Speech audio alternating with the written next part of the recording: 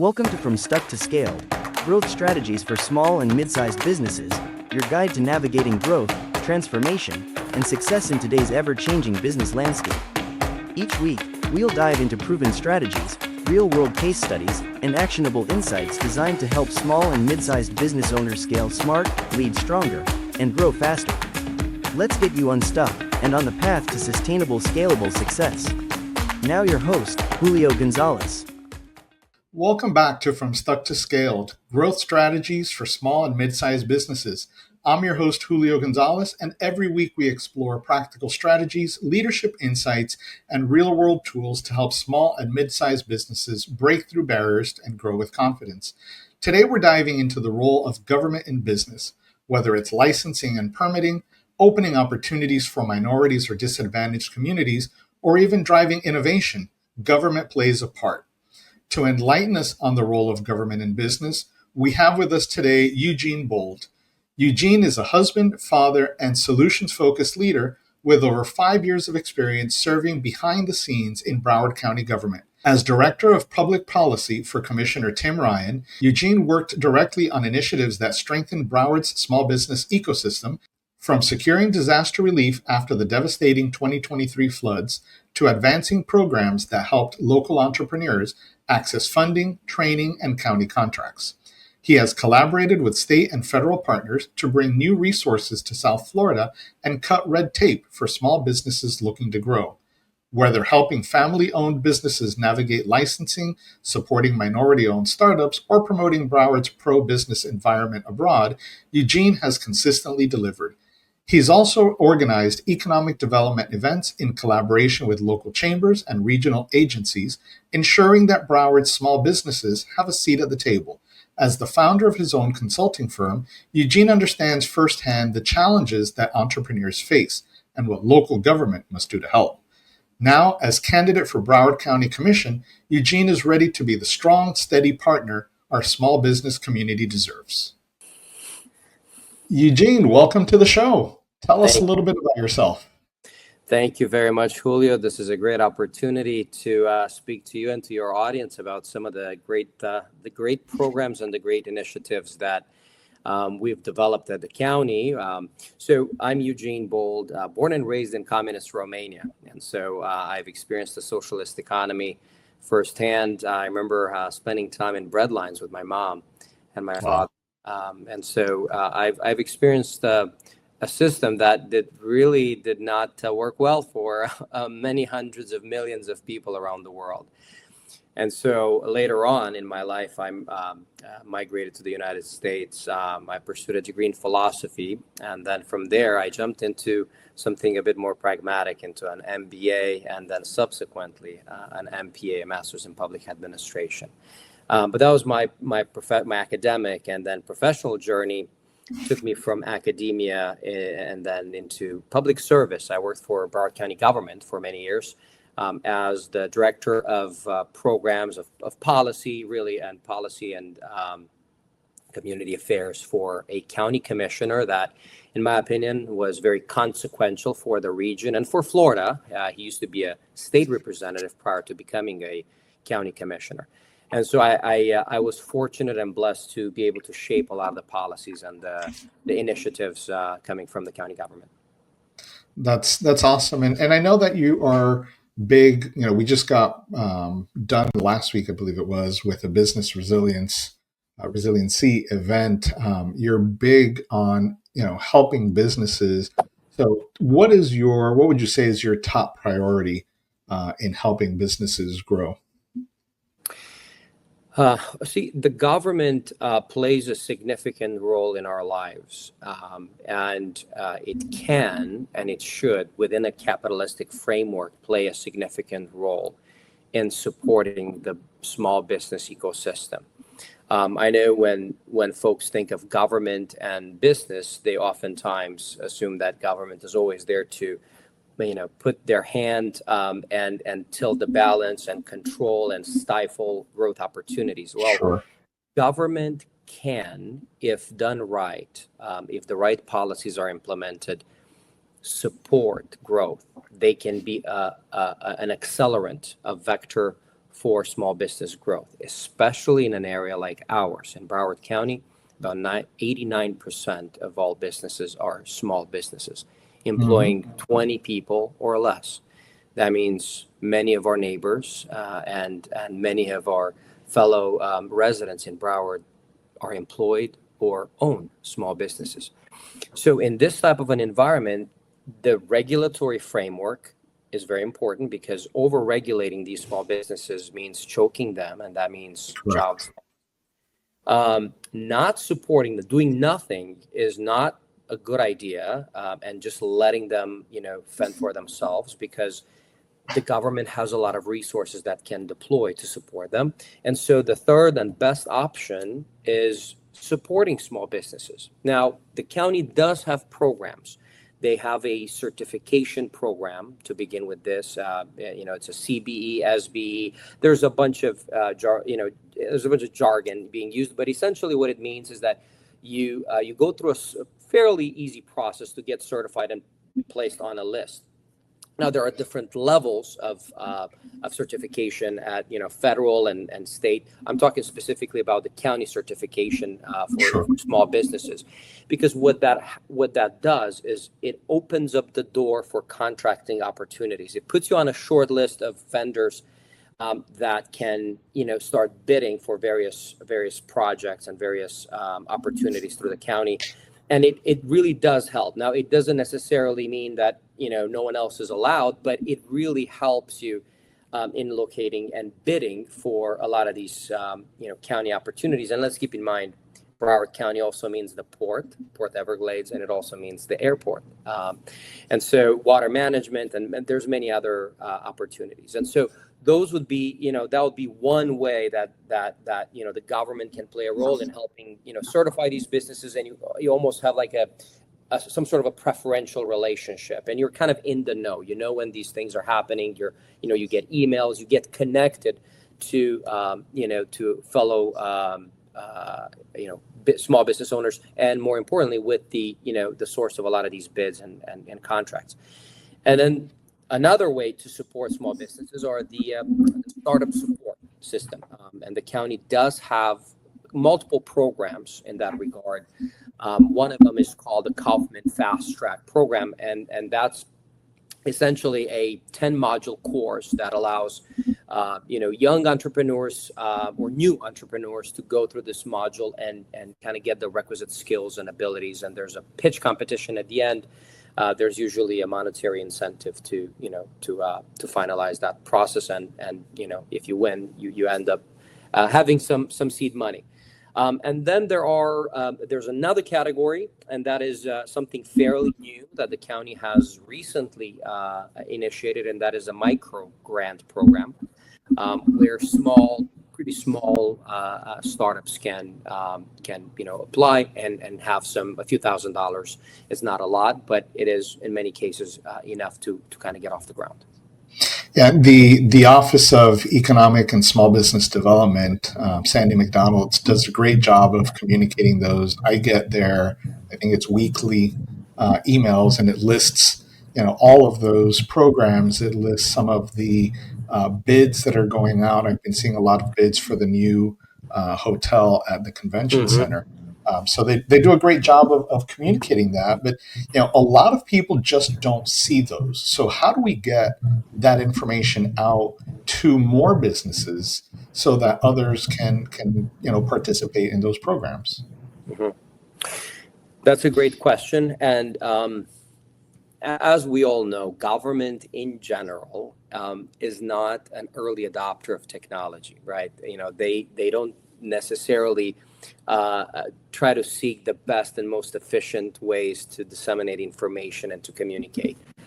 That is something, it's an ongoing process, right? And that's also one of the reasons why, I've announced my candidacy for the Broward County Commission, because I believe we have, as a government entity, to do a better job at communicating a lot of these programs and a lot of the mechanisms available to help small businesses in Broward.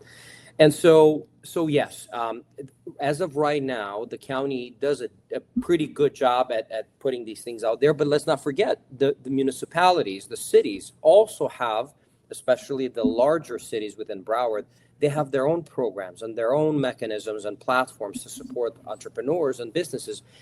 And so I think what we can do is begin to synchronize the messaging and the platforms from the county, from the various municipalities, from the various enterprises like the port and the airport, into a unified portal, a one-stop shop for the small entrepreneur. Because we already know a lot of small businesses are stretched thin. They're pulled in so many directions on a daily basis. I am an entrepreneur as well. I started a small consulting company as well. So I know firsthand that it's not easy to manage all of these massive streams of information and of data coming from all directions. So what that means is it would be very helpful to have one place, one portal where all of this is located. So that's one thing that I would love to see done, is that synchronization between the county and the cities and all of the cities within a county, and going even beyond that. Because, for example, for small businesses residing in or located in Hollandale, perhaps they should know about the opportunities available in Aventura. Same with Pompano and Boca, let's say. So perhaps we can start thinking more regionally and integrating a lot of these platforms so we can work together. Because at the end of the day, we're really in this whole, and we're in it together. I would say about 35 to 40% of the workforce in Miami-Dade resides in Broward. And a very similar, I don't know if the percentage is exactly the same, but there's a good percentage of the workforce from Palm Beach that comes to Broward or goes to Miami-Dade to work. So what I'm saying is these are artificial lines that we have created in order to govern, I guess, a certain jurisdiction.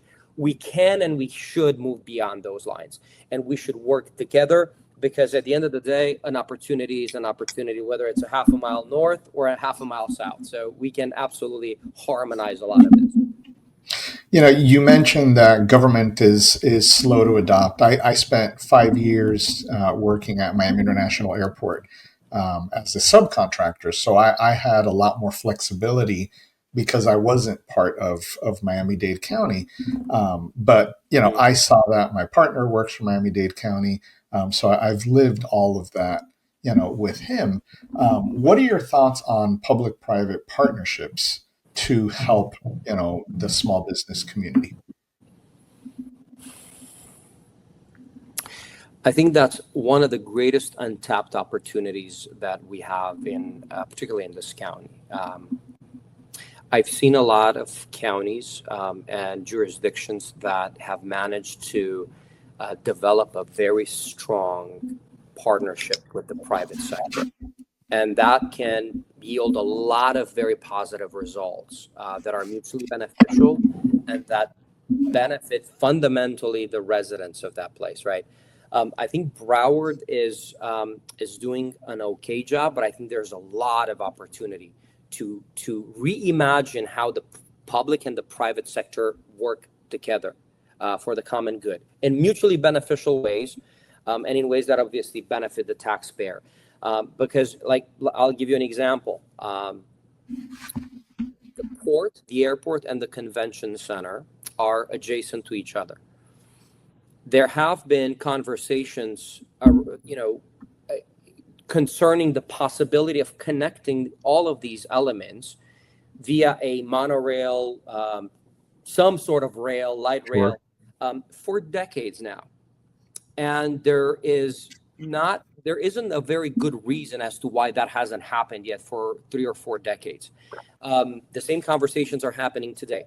A lot of times the conversation stops at funding. Well, we don't have the money. It's a huge financial burden to develop something like this, an infrastructure project like this.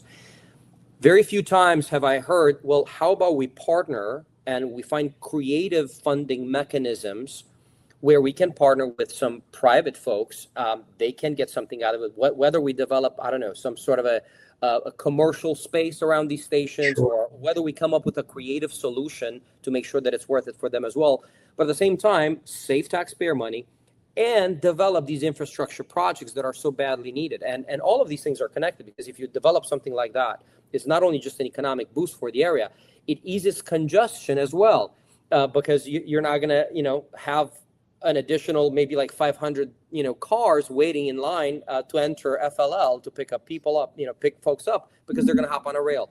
It can serve as an economic boost for that entire region, right? Because once, let's say someone that wants to go on a cruise, maybe they'll hop on that light rail and go to the convention center and patronize the businesses in that area for a lot of it. There are so many ways we can be creative, and in the process, invite the business sector to partner with us, lower costs and create efficiencies, because the government can do many things well if it's managed appropriately, but the business sector can do many other things much better. And just a visit to the local DMV proves that. And so anyway, let's not open that can of worms. we can be very creative. I'm sorry, Julio. What did you say? No, I was saying let's not open that can of worms. I have a friend who has been struggling with the DMV for a couple months now. You reminded me of a conversation I had recently. Are you familiar with the concept of negative spaces? I believe is the appropriate term. Negative spaces. Yes, I've heard of it. I haven't really explored the concept, but yeah, I've heard conversations on. Yeah, if I understand it and can explain it correctly, the example that was given to me was like, tri-rail stations.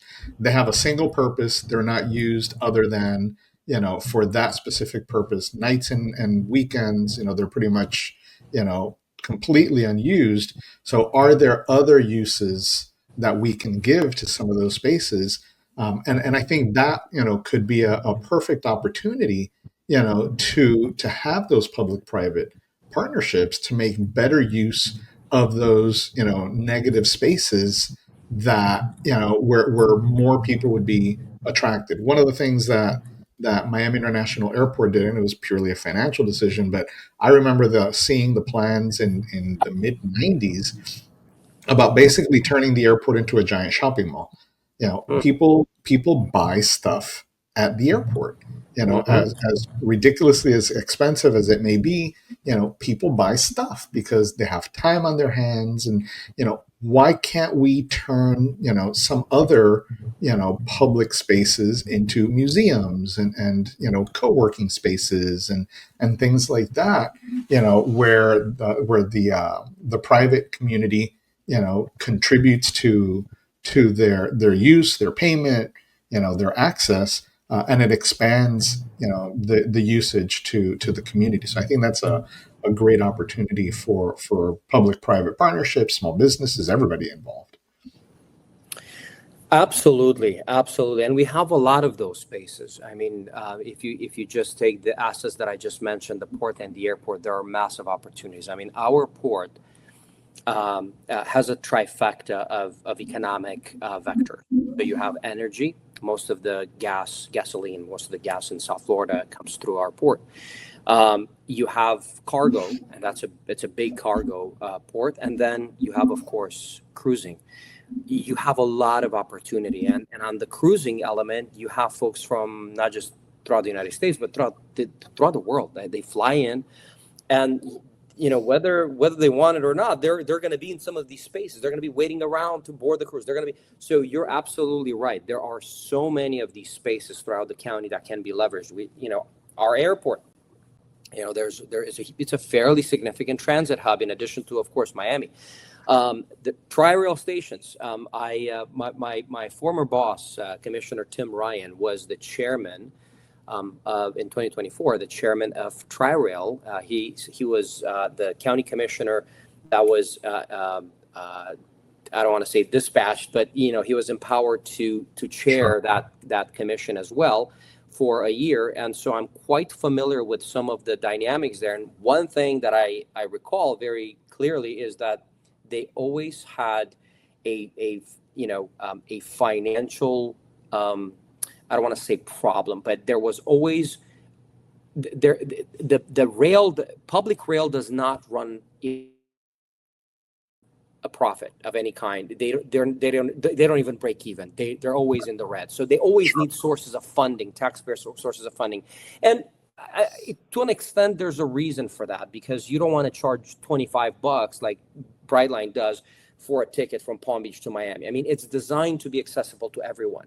Right. However, within that model, there are so many stations that sit empty, and there are pretty centrally located areas, and they're significant in square footage, that could be reimagined. So absolutely agree 100% with you. I think there are so many great things that we can do with the existing assets that a lot of municipalities and governments have, that we collectively as a society own.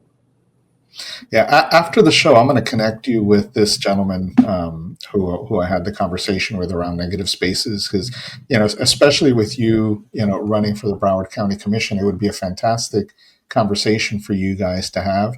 He's, what I consider a true visionary, and he worked with, I believe it was the Toronto Metro, to basically transform all of their stations into better used spaces.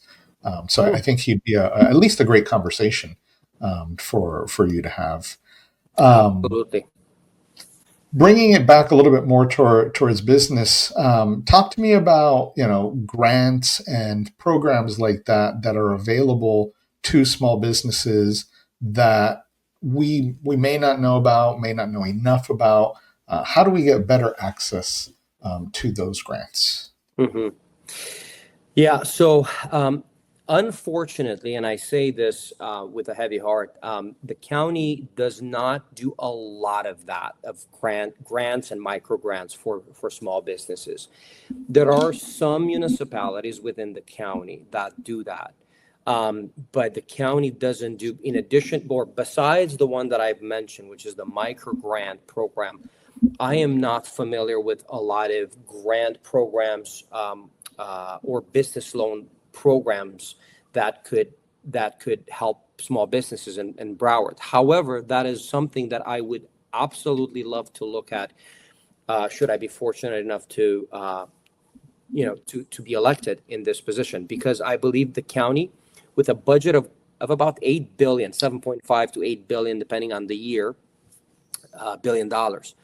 I think there's room to consider a grant program for small businesses, because the way I look at it, unlike many other spending priorities for the county where the money just goes, when you have a grant program, you're really investing, and the returns are magnified by an order of 5, 10, 20, 100 sometimes. Because a lot of these small businesses, they employ people, right? They give back, they pay taxes to the county, to the city, to the state. They reinvest a lot of that revenue into the community and into the business and into the community.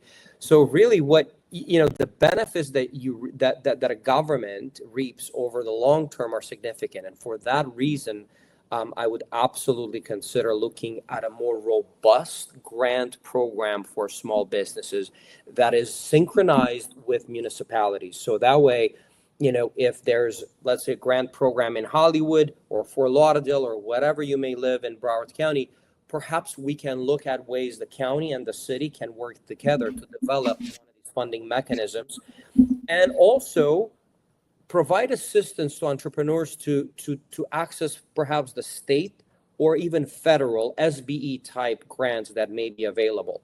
Right. And SBE is a tool and a resource that I think is underutilized, if you ask me. I became very familiar with their work during the post flood month and a half, when they started the SBE folks. The teams would come down to Florida. They came down to Broward and they made themselves available, and they talked about some of the grant opportunities through SBE. And one of the things that kept coming up is a lot of the folks, in the community said, well, we've never heard of these, and they're not just disaster grants. Some of them were designed for, post-disaster, but some of them were simply grants available to small businesses. And so helping provide a platform for, again, a one-stop shop where the county can see the conveyor, whether or not the county has the money to give out, but at least to connect and help folks locally connect with these opportunities at a federal level, we already know that there are far deeper pockets, and far more opportunities to access these grants. So that's what I would say. While at the county level there isn't a robust one, I would absolutely advocate for something like that.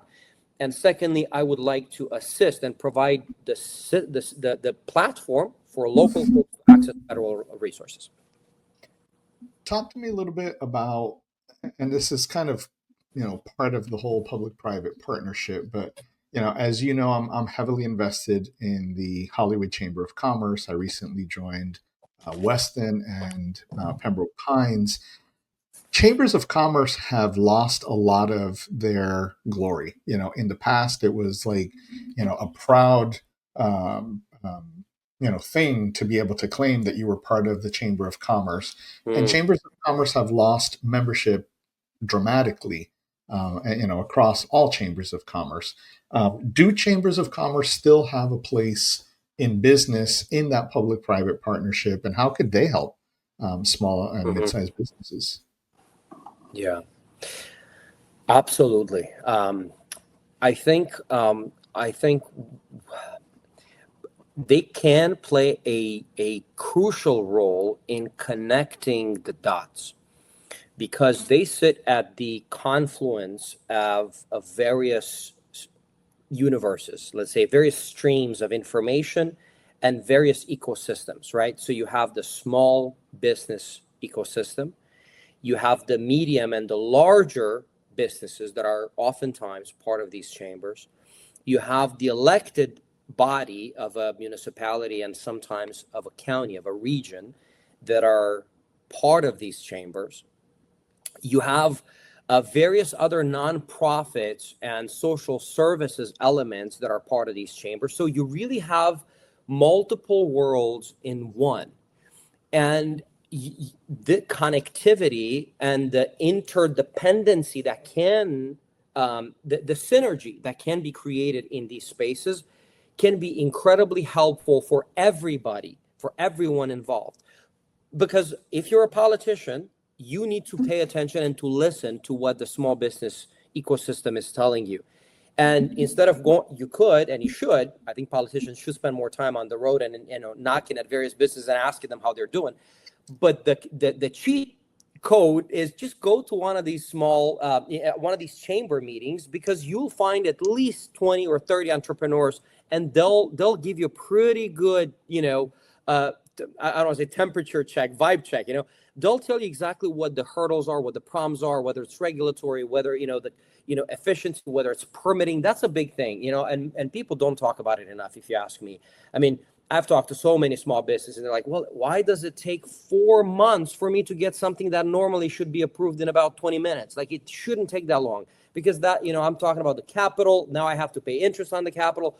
I cannot hire, like, there's all of these like chain reactions that happen from a lack of efficiency. So back to the elected official, he or she would benefit greatly. Well, these are the spaces where you can find all that. Inversely, a small entrepreneur or a medium-sized entrepreneur that perhaps doesn't have access to a lot of lobbying resources, they don't have, $50,000 to pay a lobbyist to go and represent their interest. Well, guess what? All of these politicians, sometimes even from the legislature, sometimes even congressional. I've seen the congresswoman come to various chambers. It's an amazing opportunity to speak to your elected officials for free, obviously, and or whatever the membership fee that you pay to the chamber, and without any kind of other layers. Like, you don't need to talk to like 3 levels of staffers and secretaries in order to get to the elected official and tell them, hey, maybe if we change this regulation, this would make life better for a lot of us here. And so it really can and they should be a platform for a lot of these connections to happen, and for all of those all those positive synergies to take place. And so I would absolutely be in favor of boosting, supporting, and elevating or re-elevating, if, as you say, perhaps in some cases the status has been lowered, the stature and the power, I guess, of these spaces, of these chambers, because I do believe they can serve a very, very good purpose. And lastly, they can be advocates, very strong collectively, if they have good leadership, which I do believe our chamber has very good leadership locally. In the greater Hollywood, same with Fort Lauderdale, the two of them that I'm most familiar with. But definitely in Hollywood, Hollandale, Dania, the ones that I'm familiar with, they have incredible leadership. I think they can serve a very good purpose in preventing regulation that perhaps is not optimal for small businesses, because they keep their finger on the pulse, right? I mean, they're supposed to. And so when politicians say, hey, we're going to do this, well, wait a second, if you do this, perhaps a lot of our businesses, and it can be simple stuff, like, for example, installing some concrete blocks or redeveloping the central strip of Hollywood Boulevard. Well, a lot of those businesses were negatively impacted because people stopped coming. And so keeping an eye and keeping tabs on, the contractors, making sure that they move at a fast pace so it can be completed timely. So that way these businesses don't go belly up because they don't have any more, clients coming in. All of these things can be facilitated by a chamber, and the chamber can put that pressure on the political element, on the administrative and the bureaucratic element, to make sure that all of these businesses are not suffering, unnecessarily. And so for that reason, for all of these reasons, I believe the chambers serve a critical role, and I believe we should keep enforcing or supporting their efforts. And I say we as a small business owner, and also as someone who's worked in government and someone who wants to go back into to serve the people. Yeah, I'm the ambassador chair for the Hollywood Chamber of Commerce. I'm also on their membership committee. So I'm doing everything possible, to make sure that our chamber continues to, be a very strong chamber. They're very tied in, with the city of Hollywood. You've got a lot of the commissioners that are members of the chamber come out to chamber events. So, you do see, in this chamber, a lot of that partnership between the chamber and the city. And that's fantastic to see. I've only been to one Fort Lauderdale chamber event, so I don't know how they work. The Weston, Pembroke Pines chambers, they're all run, kind of by the same operation. Shout out to Patty Archer. She does a fantastic job out there. Yep. You see the passion, coming into these organizations, but we're like I said, we're just not seeing a lot of business owners seeing the value, which is unfortunate. I wouldn't be a member of 3 chambers if I didn't see the value. So they have to work on some of their messaging also. But I mentioned earlier the resiliency event that we went to last week, and you chimed in with a great question, and I know you're very passionate about that. You've talked about creating a small business resiliency fund, but a lot of my customers, those small to mid-sized businesses, don't understand the need for resiliency.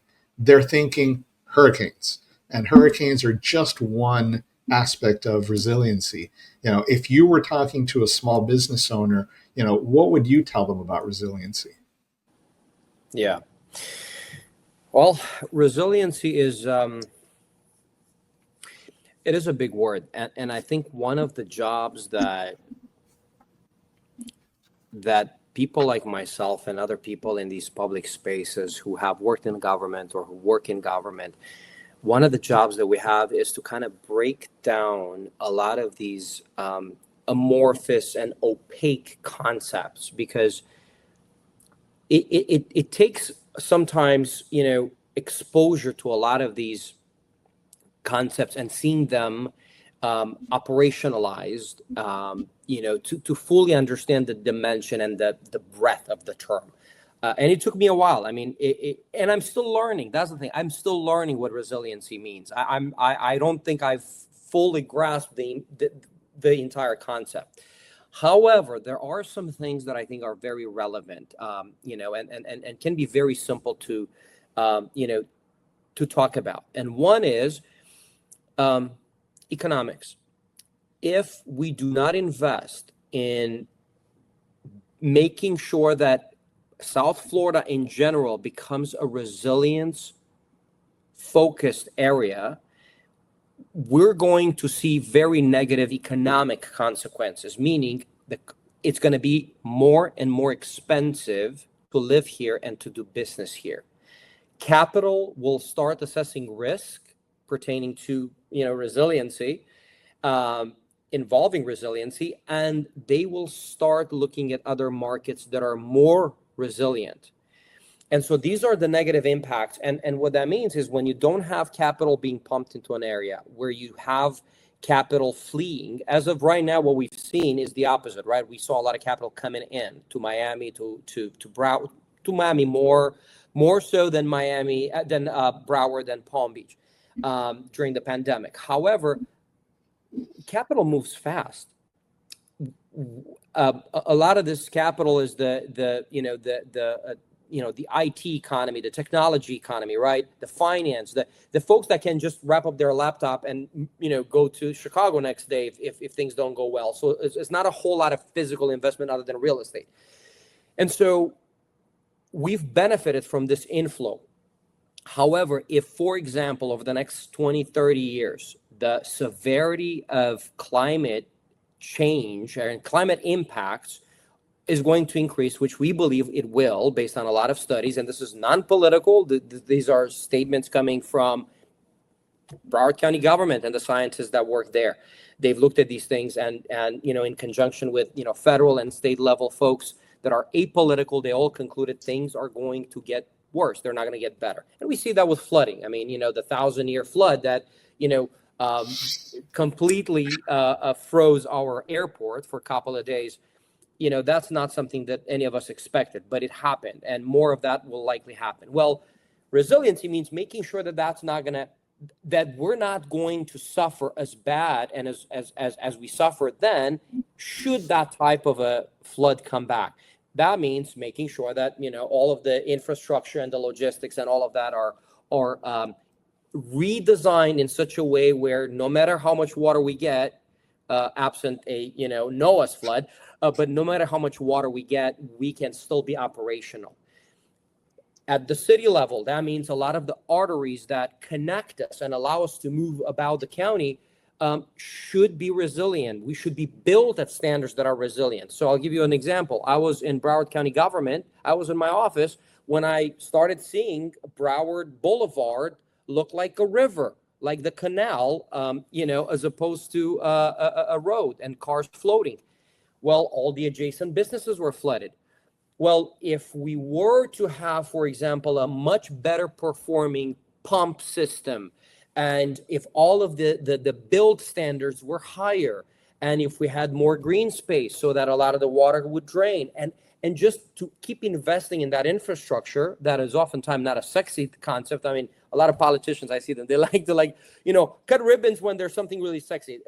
Changing pipes and digging up holes in the ground is not sexy. So oftentimes it's not a whole lot of effort until things like that happen. And then all of a sudden you have to invest a lot of money in a very short period of time to remedy a lot of the things that have not been addressed for decades.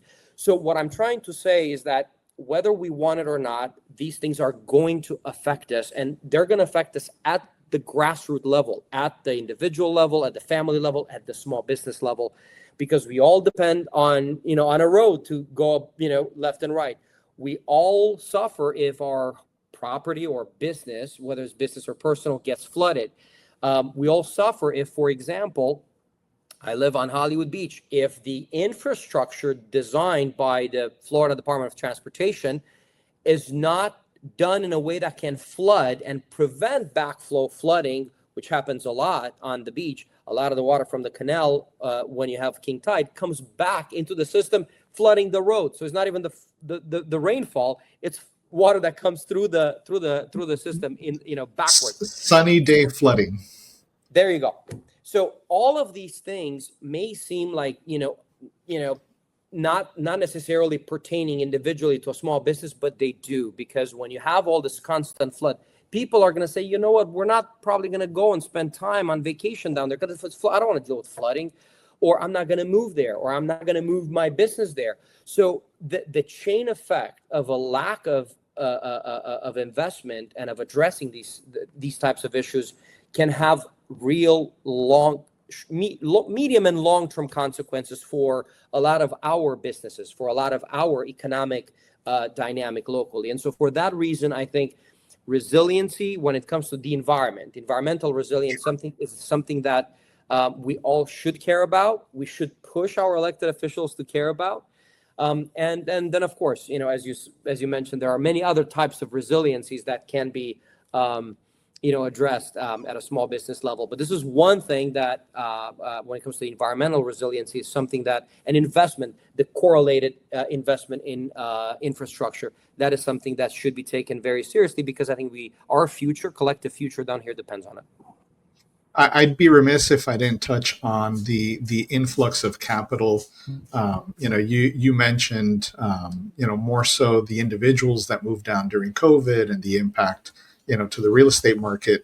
But we've seen I think it's Bain Capital open up down in Miami, and BlackRock. How do we get more of that investment in Broward County? So, as you recall, it might have been perhaps 3 or 4 years ago that Amazon thought of moving down here with their second headquarters, and they subsequently decided to go up the coast, up in, I believe it's either Virginia or New York. In order for capital to move down here, you need to, first of all, have an openness, have a welcoming attitude as a government and as a region. Number two, you have to provide a set of systems, whether it's infrastructure, whether it is, quality of life, whether it is, an ecosystem that's welcoming to the entrepreneurs that want to come down here, to entrepreneurial activity, whether it is universities that can produce talent and a competent and adequate workforce for a lot of these firms. So you have to have a lot of things aligned in order to attract a lot of these businesses. Now, you can shortcut some of them. You can say, well, maybe we don't have X amount of, IT personnel or whatever, folks in finance, trained in finance down here. We'll import them from San Francisco, New York, Chicago, whatever. But that, in my opinion, is cheating the system, and it does not bring a benefit locally. So what I think we should do is start laying the ground for all of these firms to say, wow, you guys have developed all of the things we need and we look for to move down there. So one thing would be, for example, working with all of our universities to make sure that they produce high-end, a highly skilled and high-end workforce. So that way, a firm that wants to move down here, they know that they can partner with FIU, with Nova, with FAU, and they're going to tap into a workforce that is ready to go, that's talented, and that's trained appropriately. And on top of that, it's a workforce that is local, it's domestic, it's homegrown. We have so many talented young children here, young men and women. Why bring folks from other countries or from other parts of the country if we already have these very talented kids that oftentimes end up going north in Chicago, New York, and in all of these other centers? So working to align talent, and the education sector with the needs of these industries. Number two, back to resiliency. If we have these areas that keep getting flooded, it's going to be hard to convince folks to move down here. Absolutely. Number three, public transportation. Unfortunately, we don't have a very healthy and robust public transit system. So that way, a workforce can move about the county. I mean, folks don't want to be stuck in gridlock for 3 hours to go, a few miles down the street. So And while it may not be as bad as some other congested areas throughout the county, I think in time it will get there, because there's not a whole lot of space to build more roads or to widen the current roads. So we know there's probably going to be more cars on the road. So, and if those roads are flooded as well, so you have to really reimagine this region with a public transit concept, a quality, safe, and clean public transit concept. And that can happen because now, as of 2018, we have the funding mechanism for it. It's called the penny for transportation. It's a cent from a lot of the sales that goes towards a fund that comes out to about 550 to 600 million every year that can go towards developing this infrastructure. So once we start aligning a lot of these things, where you have resiliency, you have an environment, an academic environment that produces the type of candidates, the type of talent that is required. Once you have good public transit, once we start tackling the housing affordability crisis, all of these things create a net. And if that net is, aligned in all of its elements, I think we're going to have a much better chance. And lastly, advertising, talking to people, telling them that we are, I think, better than Miami in some ways in attracting, and we have a better quality of life. Now, don't tell the folks in Miami, but because I love them as well. I work very well with, I have a lot of friends, and I admire a lot of the things that they do. But what I'm saying is, Broward can and should compete on equal footing with Miami, and I think even outcompete Miami in some aspects. In terms of quality of life and many other things. A lot of the suburban and the coastal areas in Broward are beautiful. They're great places to raise a family. So telling folks and branding ourselves, that's one thing that Broward, traditionally is not like, well, what is Broward known for? I mean, you travel to Paris or to, I don't know, to China somewhere in Beijing, and you tell folks Broward, then they look at you like you're crazy. Like nobody knows what that is, right? Like if you tell them Miami, it's like, okay, I know Miami. So we also have a brand identity, problem that I think we should consider looking at, because if we address that can pull so many positive benefits along with it, including bringing more capital down here. We got to be more visible. That's all. Now, 100%. We are, kind of known in Broward as spring break, even though spring break has, been on and off for many years. Hollywood is known as a beach town. We get a ton of Canadians and Northerners coming in the wintertime.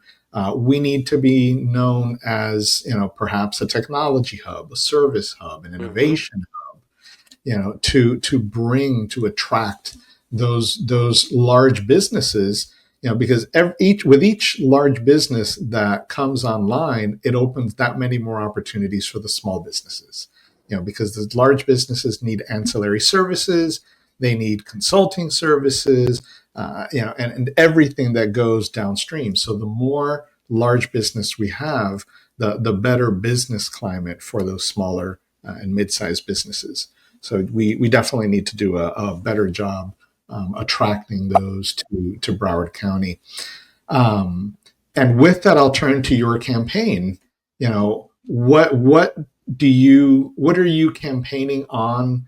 What is that going to look like for small business? Yeah. Well,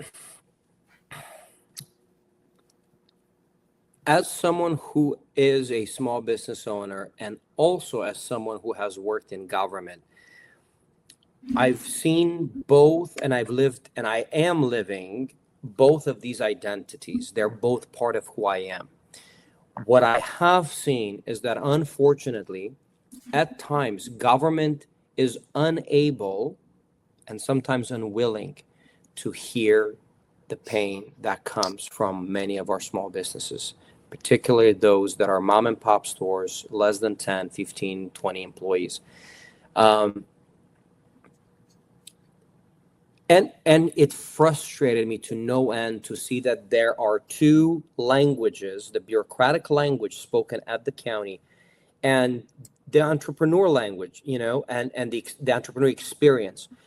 And so I blend these identities also academically. I have an MBA and I also have a master's in public administration. And one of my goals, should I be elected and be afforded this opportunity, is to start harmonizing and synchronizing that language. So that way, government understands, and it's not even, to begin to understand, you have to first listen. Government needs to start listening to our small businesses. And in my opinion, there's a lot of room for improvement. And whether that is, something so simple as like the permitting process, just to open something, and an inspection, and how long you have to wait if you have a restaurant for an inspector to come and see what you've done, to give you an approval. The ease with which, you go through the whole approval process. How many places, how many offices, how many people do you have to talk to in order to get something very simple accomplished? The level of, how can I put it, like the willingness to step out of the bureaucratic comfort zone and consider, some, let's say, an exception to something, like someone that doesn't fit exactly within those boundaries. How can we work creatively to help people? Just an overall willingness to help. And I feel like that's where we have a lot of opportunity. Make life easier for the citizen. Make life easier for the small business owner, because they are your boss. And unfortunately, in 6 years in county government, I'm not convinced everyone in that building and everyone in various jurisdictions throughout this county understands that that's who you serve as a public servant. You serve the people. You serve your constituents. And that constituency is both private individuals and small businesses and large businesses. That's who you serve. And so if you don't center the entire bureaucratic apparatus around those concepts, if you don't make those elements the core and the purpose of your entire project, then you're kind of you're misaligned with the people you serve. You're missing the boat.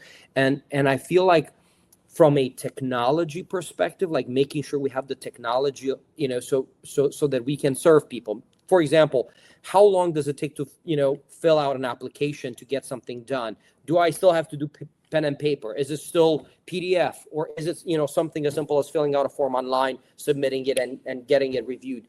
Does government employ, for example, AI, new technologies? Do they work with it to streamline a lot of these processes? And so internally within government, there's a lot of work that can be done in order to have a much more responsive, a much more nimble, a much more pleasant experience, whether you're a taxpayer, whether you're a small business, and just make things easier.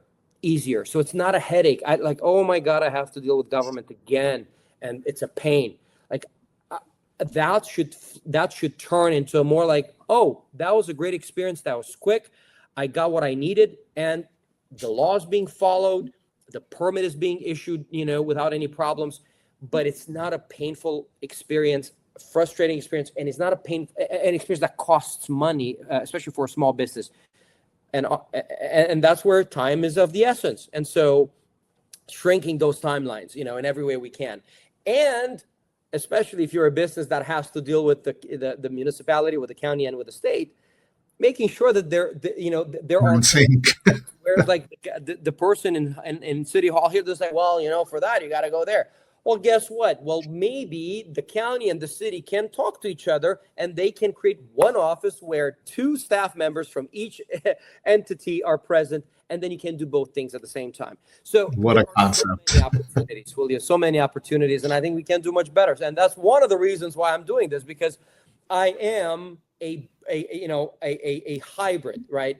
I am part of the private sector, but I've also been a bureaucrat, and I think there's a lot of opportunity. Eugene, no one leaves the show without providing at least a couple of actionable tips. So what can you suggest to our business owners? The first and most important thing, in my opinion, is to stay engaged and involved. Stay engaged and involved with your community of entrepreneurs, with the chambers. and with your government. Hold your public official, your representatives in government accountable, because if you don't, they will make decisions, and we collectively may not like the decisions that they make, because at times they're not guided by what's best in our best interest. They're guided by what they believe is the best thing to do. And so staying engaged in the community of entrepreneurs, leveraging the opportunities that are available, signing, for example, like I said, about all of these certification programs. I think it's essential to look at the city, at the county, and any other. And if you go to the county, oftentimes the county, and in this case, Broward County, I'm quite familiar. Sandy, like you said, Sandy Michael McDonald does a great job. It's kind of a one-stop shop where they can help you not only with the county certification, but also with the federal. They can point you in the right direction. That is a key element, because in many cases where contracting opportunities become available, the county will go to whoever they have on the list, and as long as they have at least two options, right? So there's some sort of a competition. And they'll go to them first before going to someone from Massachusetts to ask if they can do that particular job or contract. And so that is such an opportunity for a lot of our small businesses. And so being engaged, leveraging opportunities, getting certified, and communicating your pain points, your problems, to your elected officials, to the chambers, and finding ways for those concerns to percolate all the way up. Because otherwise, oftentimes I talk to various business owners, and I find out that the same problem that that two people tell me in Hollandale is the same problem that like 14 people told me in Hollywood about. And so finding support within the group, I think that's essential. So I think those would be the things that I can think of: being engaged, being informed, leveraging the resources, sticking together as a group of entrepreneurs, and finding out all of these contracting opportunities, because these are taxpayer dollars that go into the county. And if we can take some of that back in terms of contracts, I think that's something absolutely we should consider doing. And there are multiple hundreds of millions, really, of contracts that are going to come up through the county. And in many projects, there's a requirement that was set where at a minimum of 30% of those contracts have to be done by local businesses, by certified small businesses locally. So those are great opportunities to tap into local contracts and local opportunities. Eugen, how can our listeners get a hold of you? That's a great question. So I'm on LinkedIn, Eugen M. Bold. I'm on Facebook, same, Eugen M. Bold, on Instagram as well. And within the next week or so, we're going to launch the campaign website, which is a very simple, bold statement. Just like my last name, it's boldbroward.com. And that's going to come live within the next week or so, boldbroward.com. And this is also an opportunity for me to invite your audience and anyone watching this to contact Julio or contact me directly with any ideas, thoughts, suggestions on how can we make life better, how can we make government better, and how can we make the entrepreneurial environment in Broward better for all of us. And I'll have all your contact info and your new campaign website, boldbroward.com, in the show notes so everyone has access to that. Eugen, thank you for joining us today and shedding light on how local government can be a true partner and not a roadblock for small business. From navigating post-disaster recovery to unlocking funding and cutting red tape, you've shown us what it looks like when policy meets purpose. And for our listeners, whether you're scaling your first startup or running a multi-generational family business, this conversation is a powerful reminder you don't have to go it alone. Government can and should play a role in creating the conditions for your business to thrive, but it takes leaders who listen, who act, and who believe in the power of entrepreneurship to fuel communities. Thanks again, Eugen, and thank you for tuning in to another episode of From Stuck to Scaled. If you found today's discussion valuable, don't forget to subscribe, leave a review, and share this episode with a fellow business owner. Until next time, keep scaling smart and building boldly. You've been listening to From Stuck to Scaled, Growth Strategies for Small and Mid-Sized Businesses, produced by Optocution LLC. For more information, tools, and resources, check out our website www.redefinepossible.co/podcast.